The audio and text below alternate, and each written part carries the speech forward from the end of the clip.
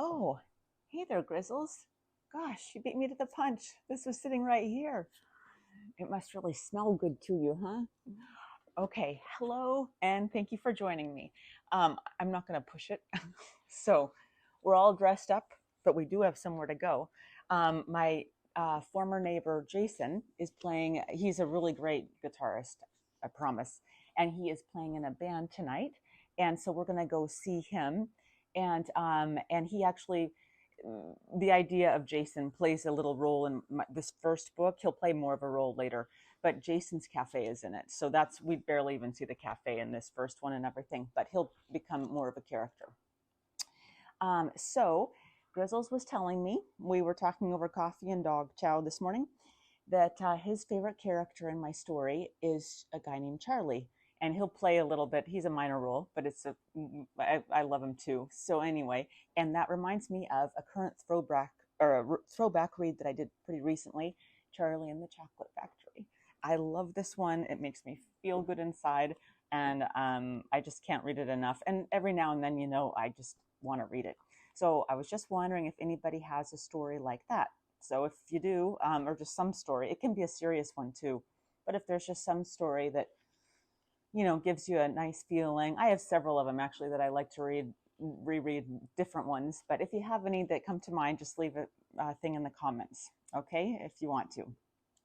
Okay, so where we left off was Bees was just hanging up the telephone with her son after learning that he was that he smashed into a parked car. Okay, so Bees is still getting ready for her barbecue. There was a knock at the front door. All she could think was, 18 years old and you didn't throw baby food at Luca once. You probably didn't even sneak out. She hoped Finn wasn't one of those late blooming rebels that beamed towards the perilous quivers of anarchy in college. When she opened the door, she was greeted only by the familiar scents of sweet jasmine and honeysuckle. All she saw was the early evening sun lancing her mighty live oak canopies into a golden, flickering yellow. Her eyes fell to a plain white envelope on her doormat. Glancing up and down her leafy street, she saw no one. With the envelope absently in her hand, her mind skittered back to the phone call. The memory of all her son's mild-mannered hugs etched in her heart brought her back. Screw up or not, poor Finn. His apology bled so simple, so sincere. Would her insurance cover the cost of repairs? Oh dear. As a widow, a single iron-heavy thought outweighed all others. If her children weren't taught well enough, it was only she to blame. Had she botched the job? Given them too much mac and cheese with not enough broccoli? Read Where the Wild Things Are 100 too many times? Bee strode back to the kitchen, dipping her finger into the seal of the envelope with relish.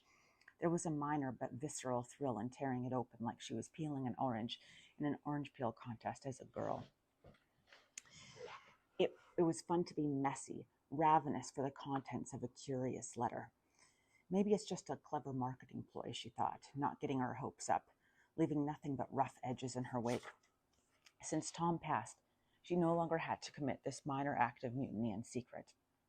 Her late husband was an advocate for letter openers and felt very strongly about tidy letter reveals.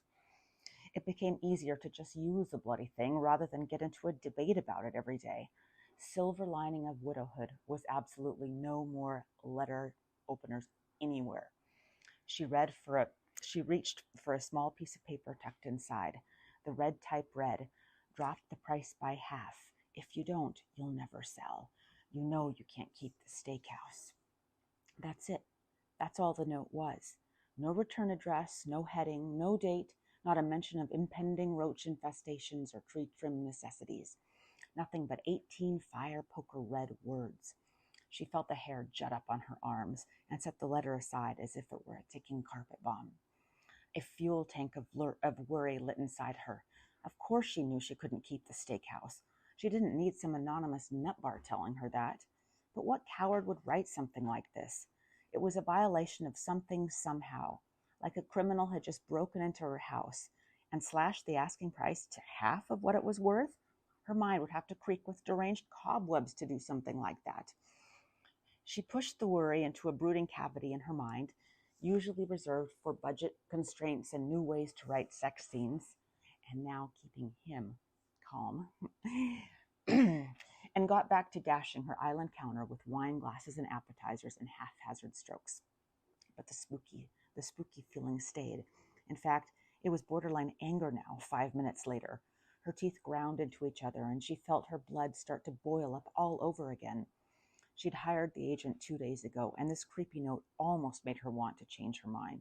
No one had the right to tell her what to do, especially someone who delivered the message in a sleazy blank envelope. Alas, there was no overlord more brutal than a rayless balance of one's checking account. She couldn't afford to keep the steakhouse. Period. You doing okay there, buddy? Knock, knock, Sophie called. Is there a Bees around? Beatrice, more commonly known as Bees, felt her heart warm at the sound of her friend's gravy-thick voice. A tall and willowy blonde, Sophie clicked and swayed and glided into the kitchen in a way that only Sophie could do. She didn't spend money on food or wine and owned a modest house across the street. But her clothes, how her clothes sang. Heels and a silk suit that must have cost a mint, accented with jewelry so artfully staged you barely noticed anything but her elegance. Coco Chanel would have approved, Bees thought. Bees was quite sure. Also meant she'd come directly from work. Yet again. They kissed each other's cheeks, and Sophie emptied her paper bag. I spent all day baking this. Can't you tell? Sophie set out a cardboard dessert box with a price tag on the outside next to a chilled bottle of rosé. Though her homemade banana cream pie was swoon-worthy, she hadn't been able to make one for the barbecue in months. Ha! I don't know how you do it, balancing the oven and the job. Speaking of which, who's robbing who these days? With finely filed fingertips, Sophie tucked a stray strand of hair behind her ear. Sophie's long hair was swept up in her usual loose bun. Not once in her life had she gotten her hair colored, and, as the years passed, her hair simply turned blonder, with flecks of white scattered throughout. Even if her housekeeping and hosting skills suffered, Sophie's physical appearance never did. What would be better, Bees wondered, having the perfect style like Sophie or the perfectly decorated house like her cousin Marianne? Bees had neither. In the end, it was just herself and her own arsenal of imperfection. Come on, Bees, you know I can't tell you till the case is closed. Even then, not all of it. All I can say is this one is driving me certifiable. Just a teeny smidgen of a hint. Just a little bit longer, sweetie. Just a teeny smidgen of a hint. I'm dying to know which Crystal Clean CEO will be in the clinker eating instant mashed potatoes this month. His ears perked at instant mashed potatoes, didn't they? We don't eat instant. I mean, I make them from scratch. I mean, I don't judge anyone if you do. I don't blame you. But I like the old-fashioned kind. I swear he knows some food. Oh, he knows the word food. Okay, you're such a good boy. Yes, my little baby and his appetite. Okay. Anyways, I'm dying to know which Crystal Clean CEO will be in the clinker eating instant mashed potatoes this month. No. Sophie popped a chip in her mouth like she was signing a contract with her final word written in plasma. Oh, jeez. But on that note,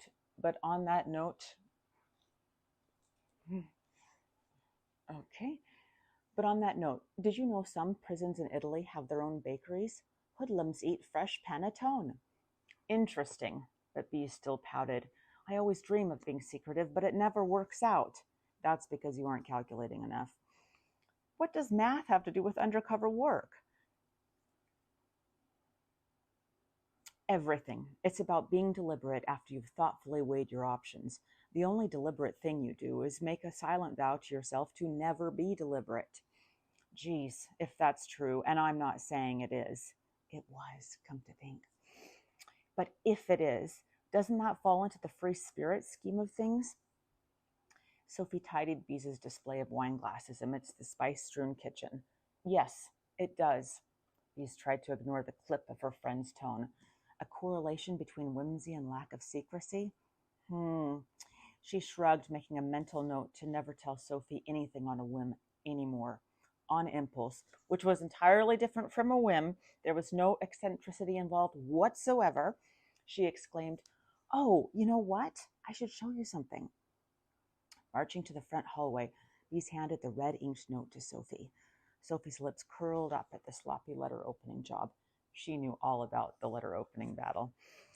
What is this? She demanded, flipping it over and over, a darkness taking over her face. Beatrice shrugged. If it's a love letter, they forgot to mention how gorgeous I am. Sophie didn't laugh. Want me to send it to the lab for fingerprints? No, God, no. It's just freaking me out, is all. Sophie handed it back to her. A secretive person would never have told me about this. I'm very happy you aren't secretive. Please let me know if you get any more romantic deliveries.